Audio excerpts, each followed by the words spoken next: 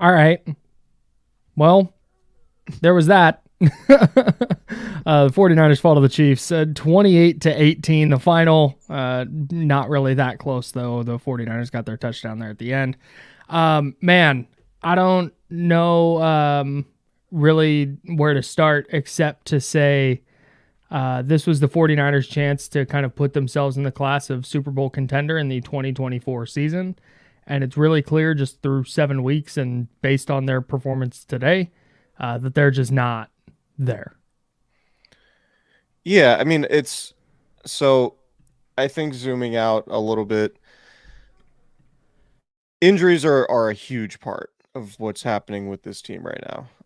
And that's not to make an excuse, but it just is what it is. And I think what you look for out of Brock Purdy when you don't have Deebo Samuel, Juwan Jennings, and Brandon Aiyuk, whose injury, we'll talk about, obviously, looks like he might be done for the season with a torn ACL, at least as of what Kyle Shanahan said on Sunday.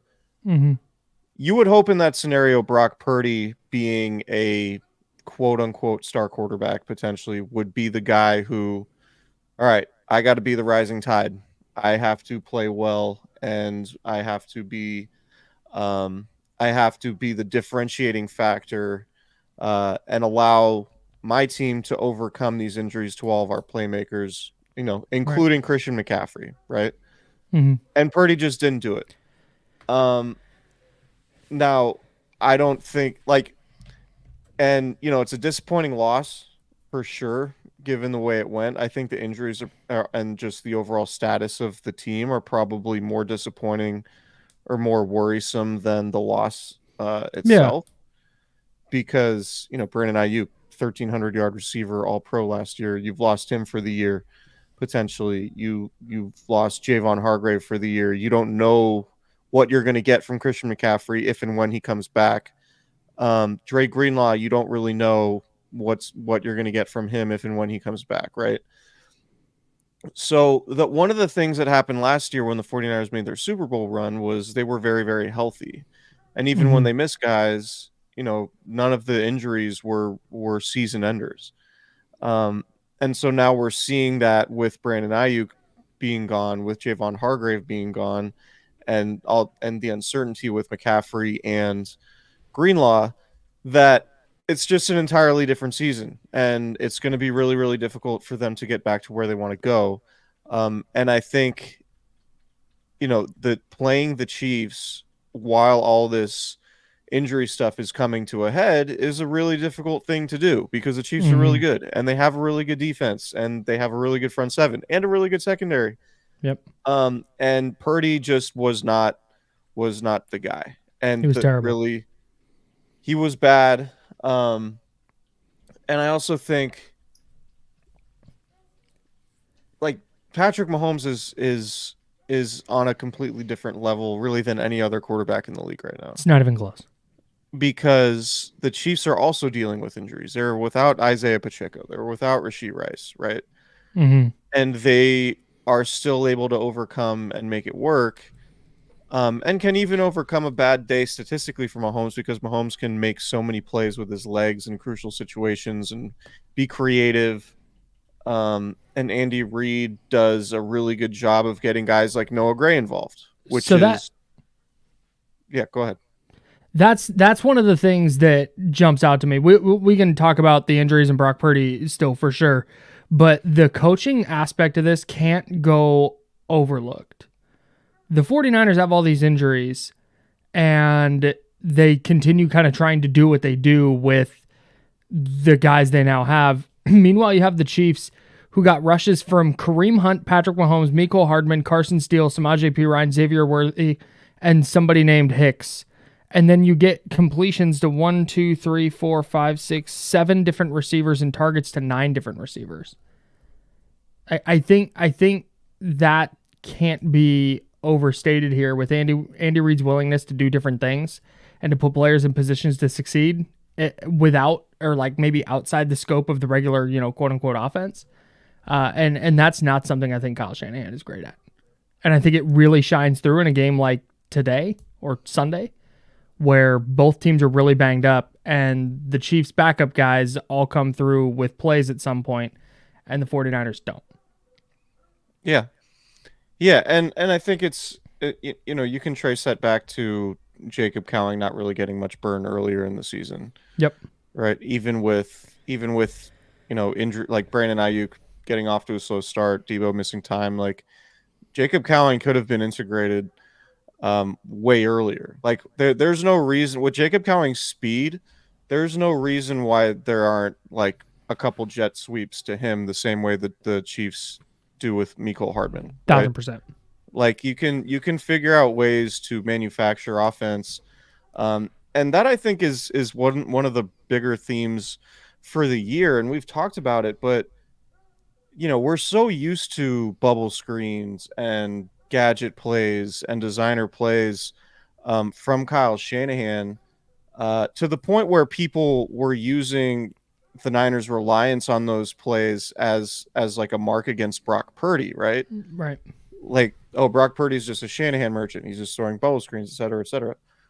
Well, now they're not doing any of that. And now we're kind of seeing the impact of not having those designer plays at their disposal because they don't have ways to manufacture offense in the same ways that they did the last few years. And I think it's problematic. Like, I think it would make Brock Purdy's life a whole lot easier if not everything was a 5 and 7 step drop. And, behind that offensive line, which isn't that great right now. Like the Niners offensive line is just not that great in the running game or in pass protection against elite defenses. Yep. So I don't come out of this being like, oh, they can't beat the Chiefs. They can never beat the Chiefs. They're not contenders. I come out of this like, man, they are in rough shape from an injury perspective. And if they can't get over it, then they're going to have a really hard time winning enough games to get to win the division, let alone get to the playoffs, right? Yeah. So I think if they get their guys back healthy, they can make a run. But if they don't, we're seeing what happens when you have such a top-heavy roster and you traded away so many first-round picks for Trey Lance that are not, that are not resupplying your roster with depth. You traded a bunch of picks for Christian McCaffrey, and maybe a couple of those could have been used, could be helpful players right now. And that's not to say I think it was a bad trade. Obviously, it was a good trade. But when you have a top-heavy roster and you've dealt out so many picks to get some of these elite guys, and those elite guys aren't contributing right now because of injury or whatever else, your roster is not going to be as good, and it puts a lot of pressure on the front office to nail every single draft pick. And they haven't nailed every single draft pick. And the Chiefs have Noah Gray, and the Niners have Cam Latu playing for the Cleveland Browns practice squad, right? And Trey Sermon playing for the Colts.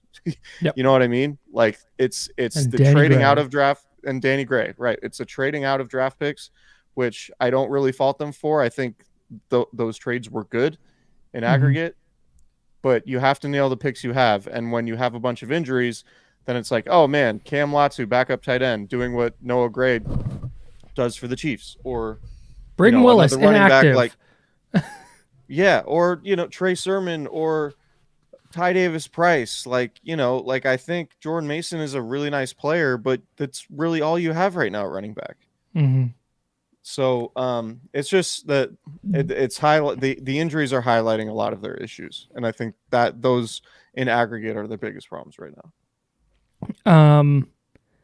Bigger probably conversation here, but I think it's worth analyzing how the Chiefs build out their roster versus how the 49ers build out theirs, and the Chiefs' willingness to invest on the interior of their offensive line and how much easier that makes life for guys like Xavier Worthy and Mecole Hardman when they do get the ball in their hands. But we can discuss that another time because the 49ers do not do that, and I'm not sure how helpful it is. But anyways,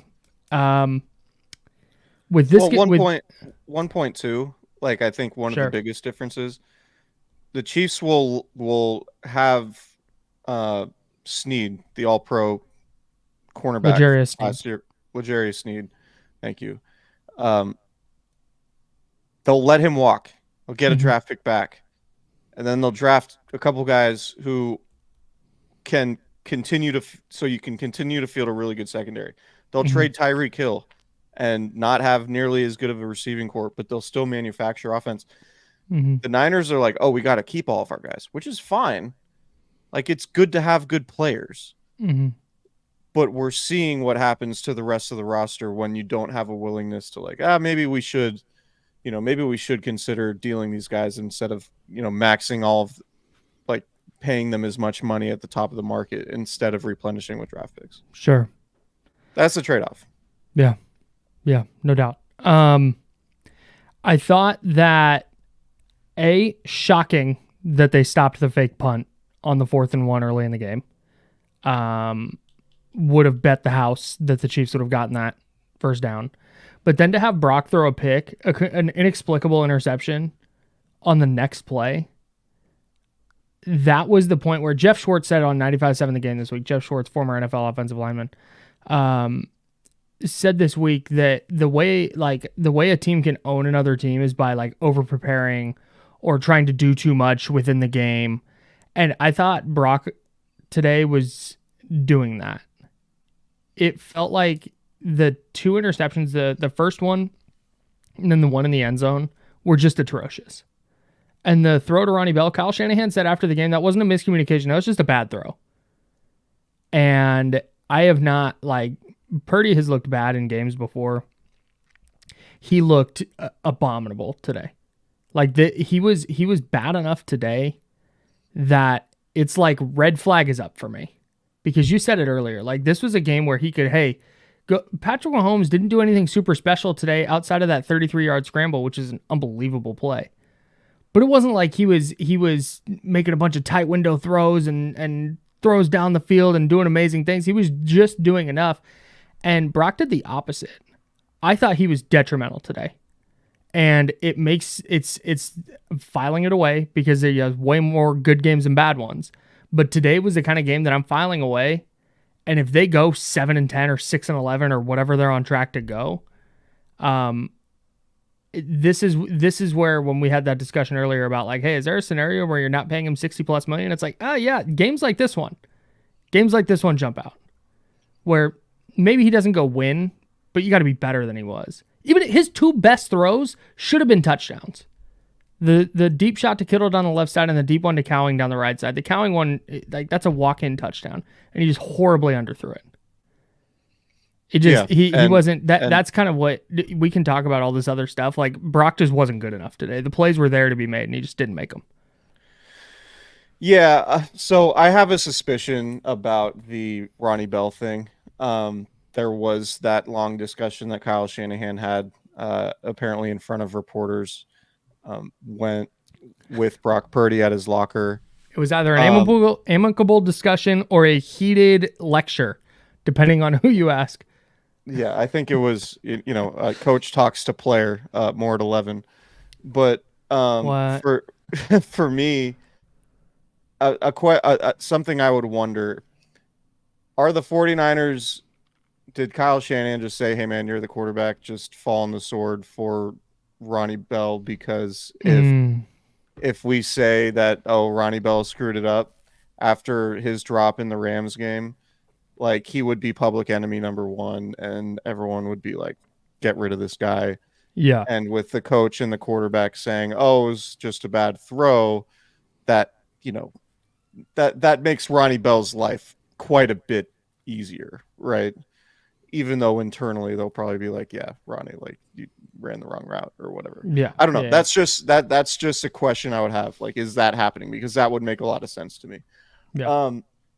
In terms of Purdy, like, I don't know that this is like a defining game for him from the sense of like, oh, he's not a star quarterback. I think any quarterback in the league would have a really hard time losing arguably your first or second receiver 30 minutes before the game, or him getting sick, playing a handful of snaps in the first quarter and then exiting, and then losing, your number 1 guy, number 1A, whatever, in the second quarter to a potentially torn ACL, throwing to rookies and Chris Connolly, right? Like, so against a great defense and a defensive coordinator that's had your number for as long as they have. I think Purdy never looked comfortable because it was impossible for him to be comfortable in that moment.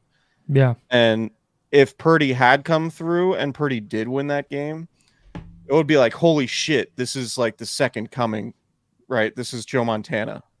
You know what I mean? Right. Like, Sure. there's no, like if he had won that game under those circumstances, it's like, oh my God, this guy might be the best quarterback, one of the best quarterbacks like in the league, full stop. He just outdueled Mahomes without, his three best receivers and Christian McCaffrey, which is an insanely high bar to hold him to. So I don't want to do the thing where it's like he's either elite or complete trash. It's like, all right, he didn't handle the situation well, but it was a really bad situation. No doubt. And if he has his guys and then plays poorly, then that to me is obviously much more of a red flag. So sure, that's where I'm at on it. I just want to see more. I want to see what they look like on Sunday against the Cowboys before drawing any real conclusions. And, after the bye, if and when they get McCaffrey back. Yeah, man. Bryce in the chat asked if this was the call Bob Saleh game. First of all, they probably already called him. Second, I thought the defense was fine. The offense didn't help after. So the defense gives up the first touchdown, right? Offense goes 3 and out, and then gives up a 55-yard punt return and puts the Chiefs at the 30.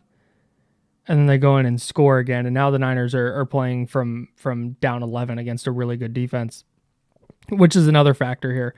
But the defense probably got to get a little gassed out there at the end, but I didn't think they were bad.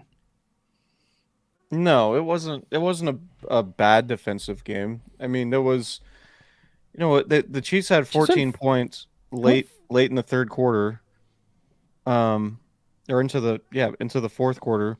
Mm-hmm. And you had a couple plays where, Fred Warner probably should have made the tackle on Mahomes. Yep. Or at least kept him in front of him on that long scramble. Tom Brady did a good job of talking about the pass rush discipline on the keeper touchdown that Mahomes had, where guys are just like out of their lanes completely and allowing him to walk in. Anytime a quarterback is empty near the goal line, he's in an empty shotgun formation, the first thing I think of is draw.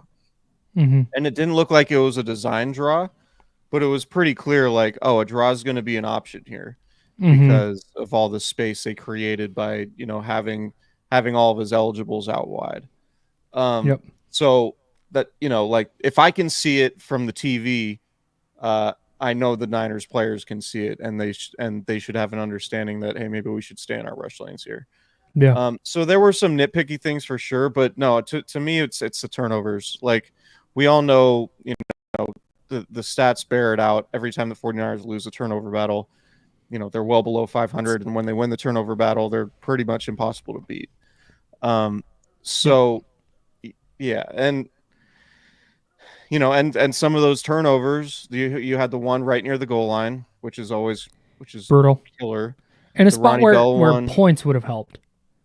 Yeah, the Ronnie Bell one, they were in field goal range, down 2.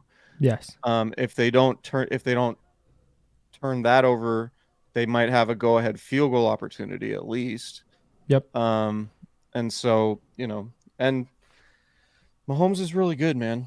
Mahomes is just really good. Like that's the difference. Like that is the difference. It's Pat Mahomes can be missing all of his weapons, and can still do enough to win games by any means necessary, whereas Brock Purdy's just not there yet. And that being said, like Mahomes did have a bye week. It wasn't like those were new injuries to his skill guys. He knew he wasn't going to have Rashee Rice and Isaiah Pacheco and everyone else.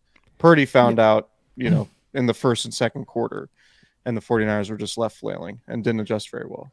I think my issue with Purdy's performance specifically is not that they didn't win or that he didn't go make all the plays that Mahomes made, because asking somebody to match Patrick Mahomes shot for shot is just not realistic.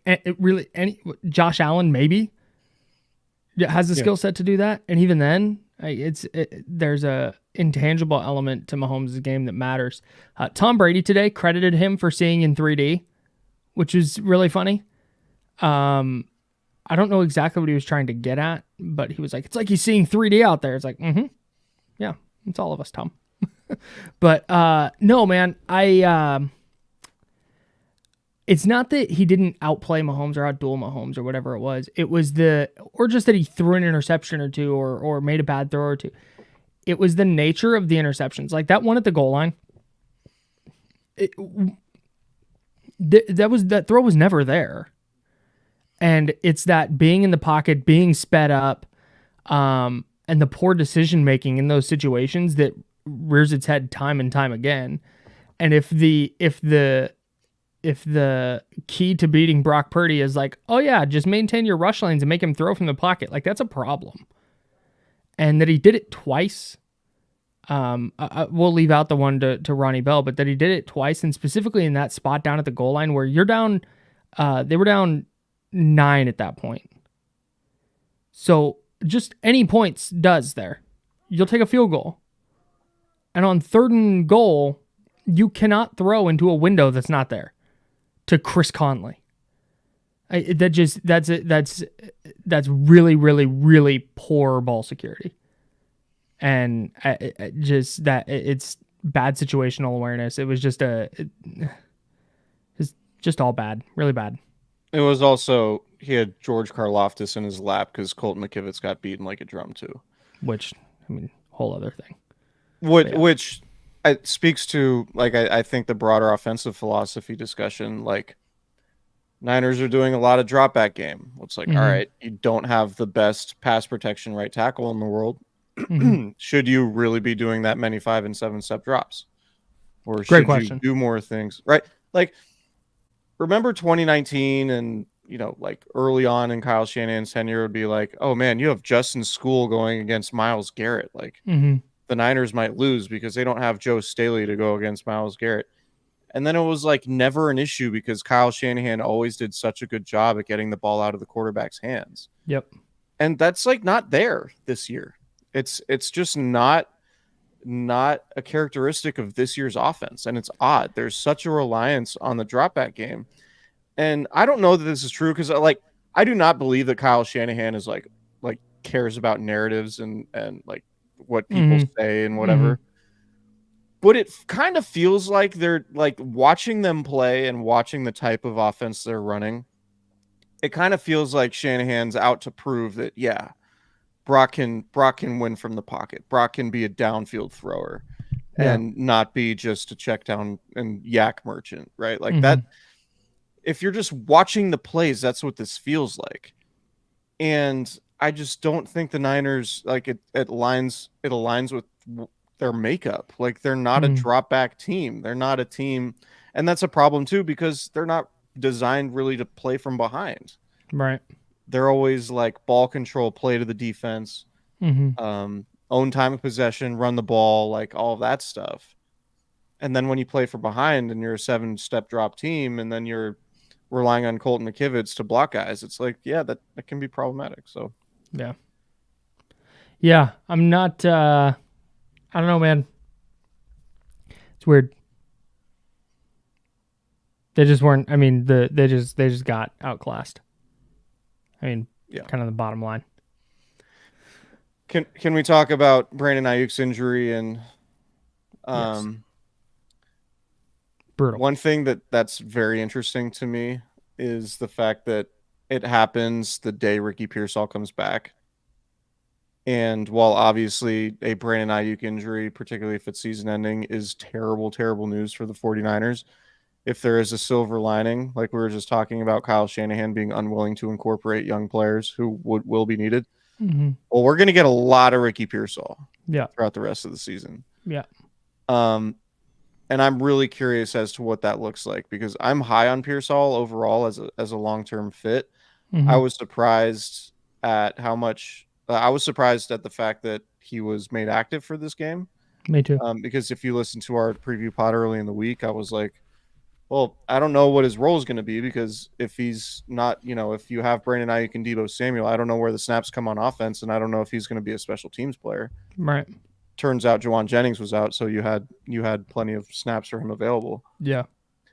But now you're going to get we're going to get a really interesting evaluation sample size of Ricky Pearsall and how he fits with Shanahan. And given that was his first game, like, I thought that was pretty good. And I think they're going to have to rely on him. Mm-hmm. And I'm very interested to see what it looks like the rest of the way, because they're going to need him.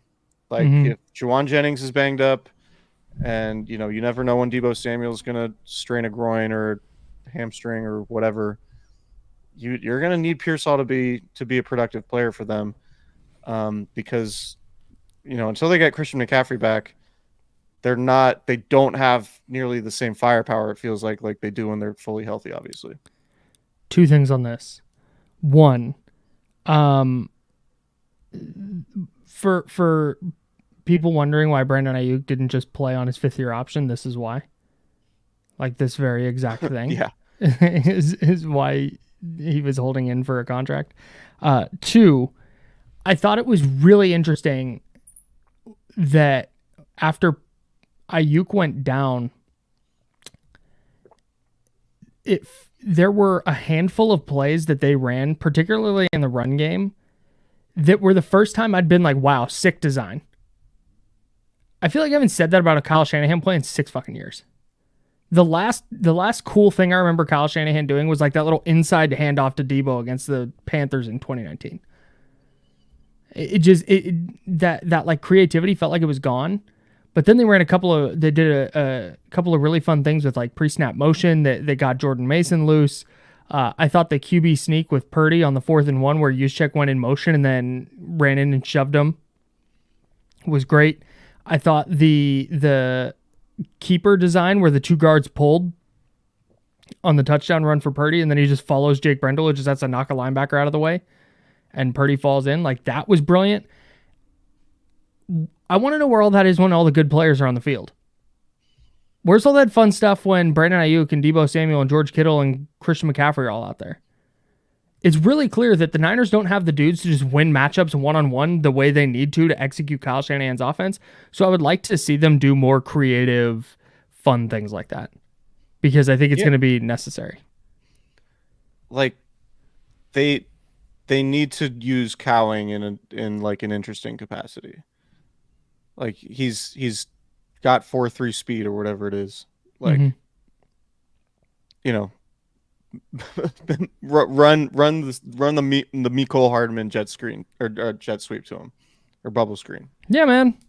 Put some tunnel screens in the playbook. Like, I refuse to believe that Kyle Shanahan is suddenly incapable of adjusting after teams are loading the middle of the field to stop all those in-breaking routes that were so successful last year.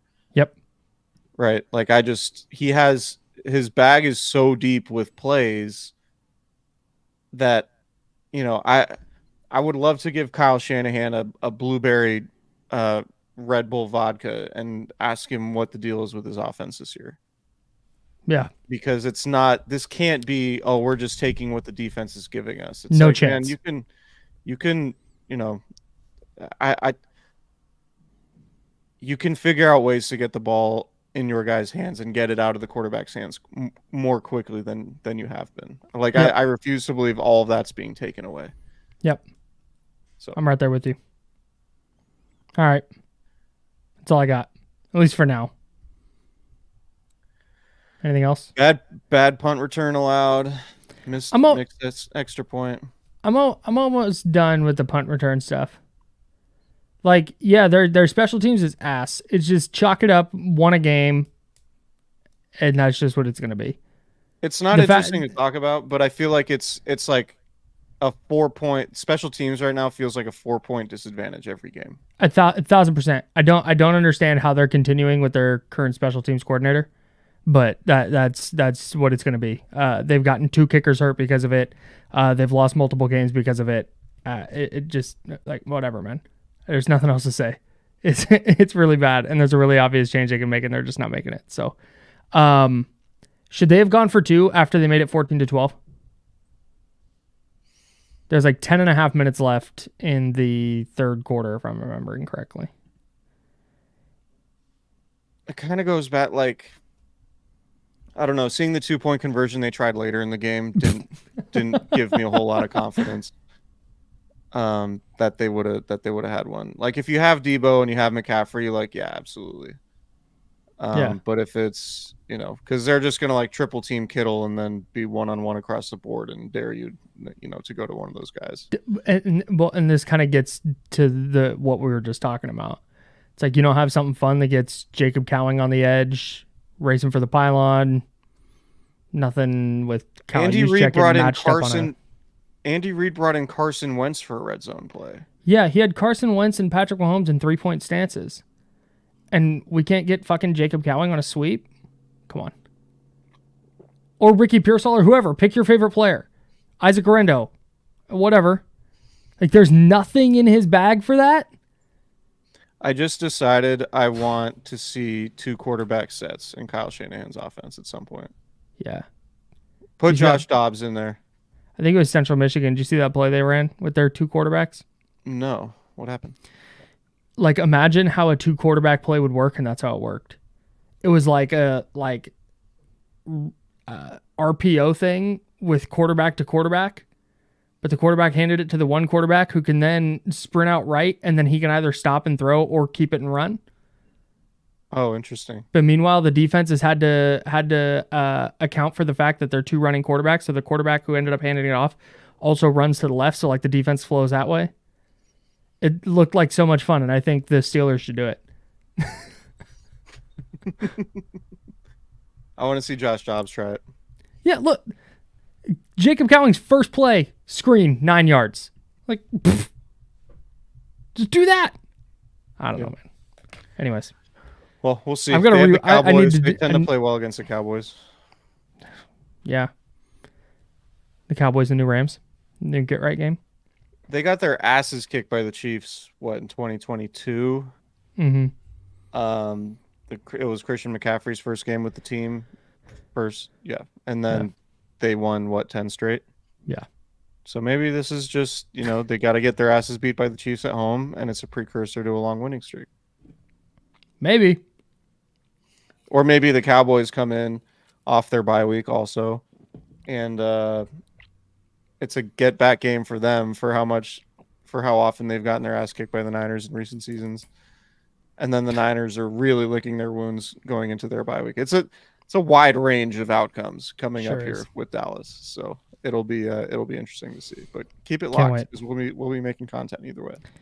Can't wait.